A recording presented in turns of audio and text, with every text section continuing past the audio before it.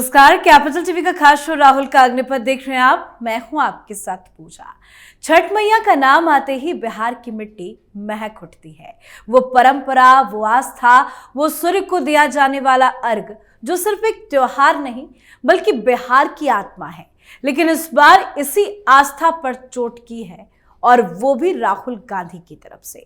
राहुल गांधी ने छठ पूजा को ड्रामा करार दिया। बयान ऐसा दिया कि बिहार की गलियों से लेकर दिल्ली के गलियारों तक भूचाल आ गया।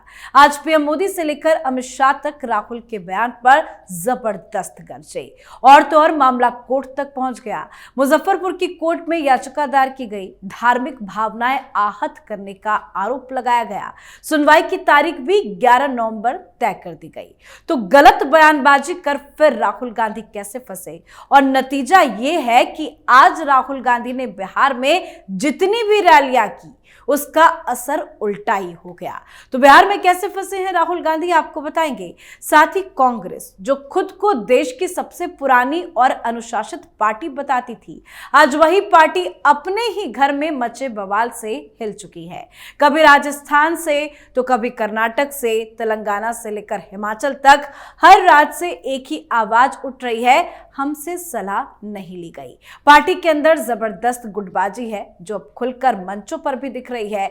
और कांग्रेस का हर प्रदेश अब एक छोटा दिल्ली दरबार बन गया है, जहां कुर्सी की लड़ाई अपने चरम पर पहुंच गई है। तो अलग अलग राज्यों में कांग्रेस का हाल क्या है, ये भी आपको बताएंगे। चर्चा के लिए मेरे साथ स्टूडियो में मौजूद हैं कैपिटल टीवी के एग्जीक्यूटिव एडिटर राजीव जी। सर, आपका बहुत बहुत स्वागत। धन्यवाद। सबसे पहले राहुल गांधी के छठी मैया के बयान पर चर्चा करते हैं। कल राहुल गांधी ने बयान दिया, आज पीएम मोदी, अमित शाह से लेकर तमाम नेताओं की तरफ से प्रतिक्रिया सामने आ रही है। मामला कोर्ट भी पहुंच गया है। क्या एक बार फिर राहुल गांधी अपने घिनौने बयान की वजह से फंसते नजर आ रहे हैं? देखिए, राहुल गांधी की नीयत ही ऐसी है जिसके अंदर आस्था नहीं है हिंदुओं के प्रति, हिंदू धर्म के प्रति, जिसके अंदर ये विश्वास ही नहीं है कि हम अगर किसी भी धर्म के लोगों के धार्मिक भावनाओं को ठेस पहुंचाएंगे तो उसकी भावनाएं कोई पत्थर की नहीं बनी है जो हमारे खिलाफ कोई उनकी भावनाएं नहीं उमड़ेगी।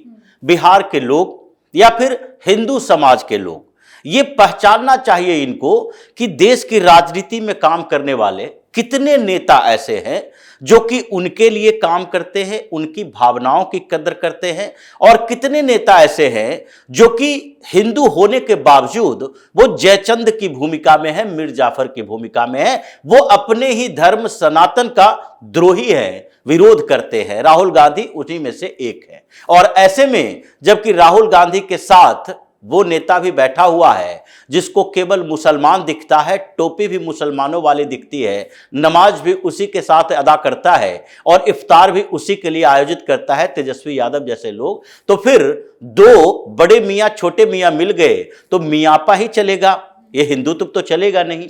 इसलिए इन लोगों ने छठ को नौटंकी बताई, ड्रामा बताया, और प्रधानमंत्री मोदी का भी अपमान किया कि ये अगर वोट की जरूरत पड़ेगी तो स्टेज पर चढ़कर डांस करेंगे, नाचेंगे, ऐसे शब्दों का उपयोग किया है। इसलिए केस तो होना ही था, और केस हुआ है कोर्ट में। कोर्ट अपना फैसला देगी, बिहार की जनता अपना फैसला लेके बैठी हुई है। लेकिन कोर्ट में इस बार हिंदुओं के धार्मिक भावना को ठेस पहुंचाने का केस चला है। आरोप यही लगाया गया है, और आरोप में सीधे तौर पर कहा गया है कि राहुल गांधी जैसे नेता जो कि बड़बोले स्वभाव के हैं और जो हिंदू होते हुए भी हिंदुओं की धार्मिक भावनाओं का कदर नहीं करते, ऐसे माफ कर दिया जाता। अगर कोई दूसरे धर्म के लोग ऐसी बातें बोलते हैं तो यह समझा जाता है कि उनकी समझ उस पर्व के बारे में, उनकी आस्था के बारे में नहीं है। और अगर समझ नहीं है तो केवल माफी मांग लेने से भी काम चल सकता है कि हमें जानकारी नहीं थी कि यह कैसी चीजें हैं। लेकिन राहुल गांधी मंच पर बैठे तेजस्वी यादव जो बिहार के ही हैं, वो तेजस्वी यादव जिनकी मां राबड़ी देवी भी छठ किया करती थी और इनके घर में भी कई लोग छठ करते हैं, ये लालू प्रसाद यादव जो गंगा के घाट पर छठ का वो दौरा लेकर चलते थे, ये सारे लोग जो उस परंपरा से आए हैं, उन्होंने राहुल गांधी को क्यों नहीं रोका? तो इसलिए राहुल गांधी के ऊपर आरोप है हिंदुओं के धार्मिक भावनाओं को आहत पहुंचाने का, और इसलिए जज ने यह मान लिया कि नहीं, इस पर सुनवाई होनी चाहिए। प्रथम दृष्टया यह दिखता है और एविडेंस भी सामने है क्योंकि ऐसा नहीं है कि राहुल गांधी ने किसी कमरे में जाकर चुपके से बोला, ये स्टेज पर बोल रहे हैं और पूरे मीडिया में लाइव दिखाया जा रहा है, साथ ही डिजिटल, प्रिंटेड, ये सारे फॉर्मेट में इनके खिलाफ सबूत है कि इन्होंने कहा कि छठ के नाम पर नौटंकी ड्रामा किया जा रहा है और उसमें प्रधानमंत्री मोदी को निशाना बनाना था। खैर, प्रधानमंत्री मोदी एक राजनेता है, उनके खिलाफ आप जो बातें बोलते हैं उसमें यह देखा जाता है कि पॉलिटिकल डिग्निटी आप मेंटेन करते हो कि नहीं, राजनीतिक आचरण आपका कैसा है। उसका जवाब जनता देती है, समझती है कि आप अगर राजनीतिक प्रतिद्वंदिता में किसी का अपमान कर रहे हो तो आपके अंदर भारतीय संस्कार नहीं है, इसका जवाब हम वोट से देंगे। लेकिन अगर हिंदुओं का अपमान कर रहे हो तो इसका जवाब केवल हिंदू लोग अब वोट के लिए इंतजार करके नहीं देगा, बल्कि आपके खिलाफ कंप्लेन करेगा, क्योंकि अभी भी कानूनी तरीके हैं। अगर कानूनी तरीके के बदले इन लोगों के तरह के तरीके होते जो जिहाद का नारा लगाता है, तो वो ऐसा नहीं करता कि सिर्फ कोर्ट कचहरी में जाता। आज भी स्थितियां हैं। नुपुर शर्मा ने एक टिप्पणी की, अभी तक अंडरग्राउंड है। कितने लोगों ने नुपुर शर्मा के टिप्पणी के बाद, एक कन्हैया लाल ने कुछ बातें कही, उसको सरेआम मार दिया गया, काट काट के रेत के। यहां प्रवीण नेतारू जैसे लोग हैं, जिसने एक सोशल मीडिया पोस्ट लिखा, उसको रास्ते में चाकू से मार दिया गया। ऐसे कई लोग हैं, ये सर तन से जुदा के नारे लगाते हैं। और यहां तो हिंदुओं की भावनाएं हैं जो आहत भी होती है तो कानूनी डेमोक्रेटिक सोसाइटी में कानूनी तरीका अपनाता है और कोर्ट जाता है। इसलिए इस कोर्ट में अभी सुनवाई होगी, लेकिन ये जो कोर्ट में केस चला है उसके पहले अभी एफआईआर दर्ज होना बाकी है और एफआईआर भी दर्ज होगा। जैसे हेमंत बिस्वा शर्मा की सरकार में जब ये असम गए हुए थे तो उस समय कोर्ट के साथ साथ पुलिस ने एफआईआर दर्ज किया था, और जब पुलिस एफआईआर दर्ज करती है तो वो इन्वेस्टिगेशन अपने तरीके से करेगी। और इन्वेस्टिगेशन करने का तरीका यह होता है कि जिस व्यक्ति ने ऐसा काम किया है उसको पहले पकड़ के लाओ।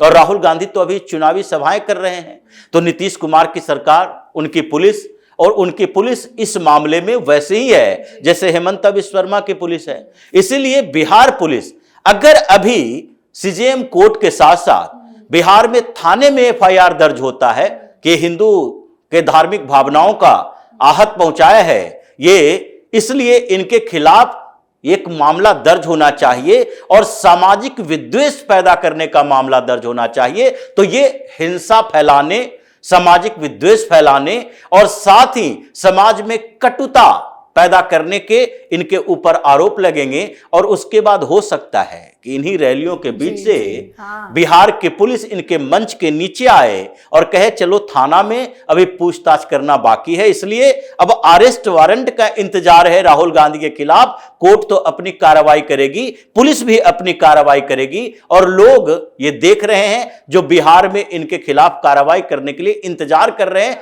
6 तारीख का 11 तारीख। बिल्कुल, छठी मैया का अपमान वाकई में बर्दाश्त नहीं किया जाना चाहिए। सर, एक सवाल और है, बाकी के राज्यों में कांग्रेस पार्टी के अंदर क्या चल रहा है? कैसे अलग अलग राज्यों में कांग्रेस फंसती दिख रही है? देखिए, कांग्रेस में राहुल गांधी ने एक बात कही थी और वो कहा था कि देखो, कांग्रेस में कुछ नेता ऐसे हैं जो शादी के घोड़े की तरह हैं, कुछ नेता ऐसे हैं जो लंगड़े घोड़े की तरह हैं और कुछ ऐसे हैं जो रेस के घोड़े की तरह हैं। तो रेस का घोड़ा जो होगा वही यहां टिक पाएगा, जो लंगड़ा घोड़ा होगा उसकी कोई जरूरत ही नहीं है। शादी का घोड़ा तो फिर भी उपयोगी होता है, कभी कभी उसका उपयोग कर लिया जाता है। तो कांग्रेस के नेताओं ने यह सोचा कि हम लोगों के बीच ये बात चल रही है तो हम लोग तय करें कि लंगड़ा घोड़ा कौन कौन है। और लंगड़े घोड़े की तलाश की जाने लगी तो सबसे नकारा निकम्मा लंगड़ा घोड़ा कांग्रेस में दिखा, वो है राहुल गांधी, जिनके कारण सारे कांग्रेस की व्यवस्थाएं अस्त व्यस्त हुआ पड़ा है।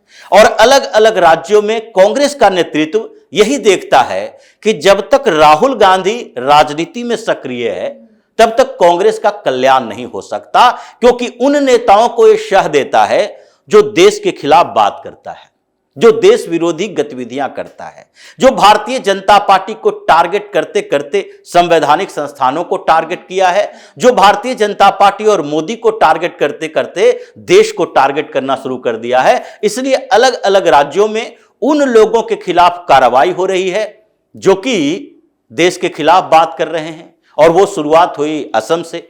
असम में इन लोगों ने एक प्रोग्राम रखा था और उस प्रोग्राम के अंदर ही कुछ कांग्रेस के नेताओं ने अमा सोनार बांग्ला गाना शुरू कर दिया, बांग्लादेश का राष्ट्रीय गीत गाना शुरू कर दिया।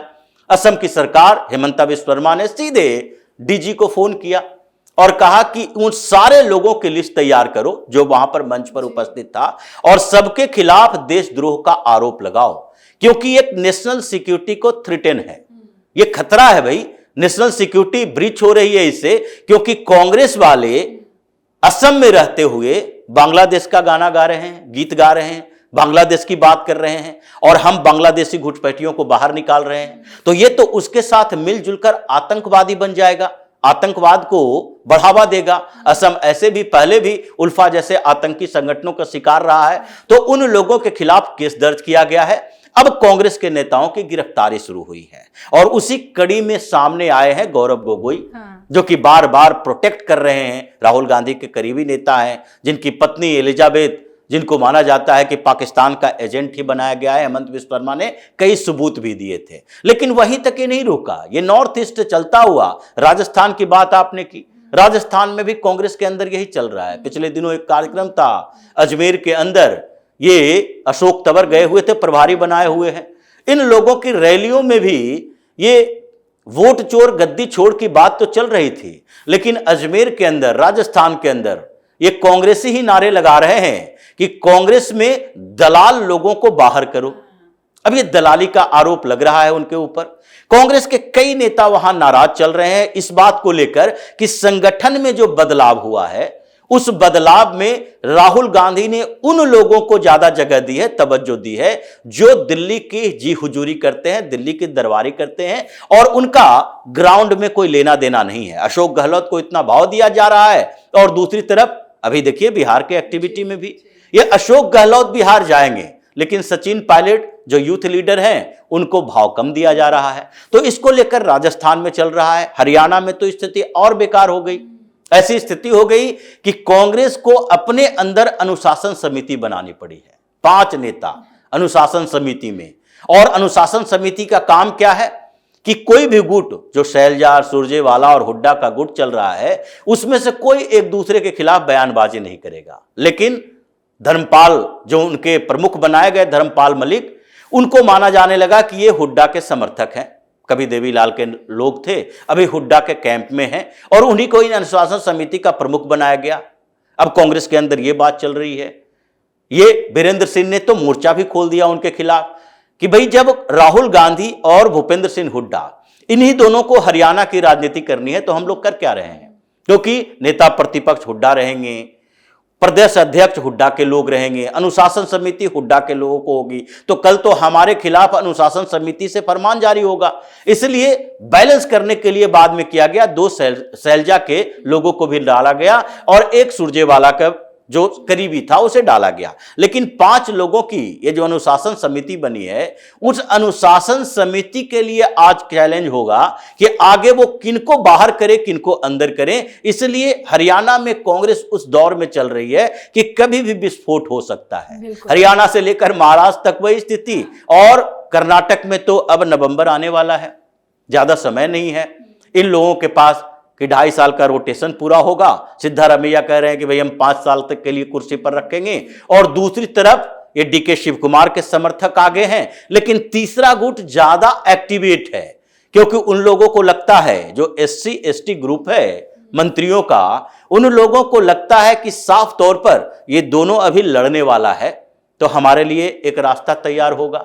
और हमारा बैकअप तो भारतीय जनता पार्टी की तरफ से मिल रहा है, क्योंकि डीके शिव कुमार और सिद्धारमैया, ये दोनों पर भाजपा को भरोसा नहीं है कि डीके शिव कुमार भी फ्लिप फ्लॉप पॉलिटिक्स कर रहा है। तो SC ST के नेता चाहे राजन्ना हो, और इस बार जी परमेश्वर जो होम मिनिस्टर हैं, उन्होंने कहा कि भाई एक और मंत्री हैं मोदीअप्पा, अपने लिए बात नहीं करेंगे लेकिन उनके लिए बात कर रहे हैं, उनको सीएम बना दो, क्योंकि दलित ही सीएम होना चाहिए। ये ओबीसी तो हो गया, क्योंकि ओबीसी में ही सिद्धारमैया आते हैं, DK Shiv Kumar general caste से हैं, तो ऐसी स्थितियों में दलित सीएम होना चाहिए। अगर तुम नहीं बनाते हो तो हम बना देंगे, और हमारे बनाने के लिए किसी और का सपोर्ट मिल रहा है। इसलिए हर राज्य में कर्नाटक से लेकर केरल तक। केरल में तो अभी गुट सुलग ही रहा है, आग सुलग रही है, थरूर अभी शांत नहीं हुए हैं। और इसलिए हर राज्य में जो कांग्रेस के हालात हैं, ये लगता है बिहार चुनाव का इंतजार हो रहा है। बिहार चुनाव में कांग्रेस की फजीहत और अलग अलग राज्यों में कांग्रेस की जो गुटबाजी चल रही है वो विस्फोटक स्थिति में पहुंच जाएगी। जी, बहुत बहुत धन्यवाद सर, समझाने धन्यवाद। के लिए। तो कांग्रेस की असली समस्या कांग्रेस ही है। हर राज्य में नेतृत्व की जगह नेतागिरी ने ले ली है और जब पार्टी के भीतर पद ही सब कुछ बन जाए तो फिर विचारधारा की आवाज भीड़ के शोर में दब ही जाती है। और यही कांग्रेस का हाल है। हर राज्य में विद्रोह, टूट, बवाल और कुर्सी की लड़ाई। साथ ही राहुल गांधी जो अपने बयानों से खुद को फंसाते रहे हैं, वो खुद अब फंसे ही हैं, साथ ही कांग्रेस को भी ले डूबे हैं। तो आप भी अपनी राय कमेंट करके लिखिएगा। देखते रहिए कैपिटल टीवी। नमस्कार।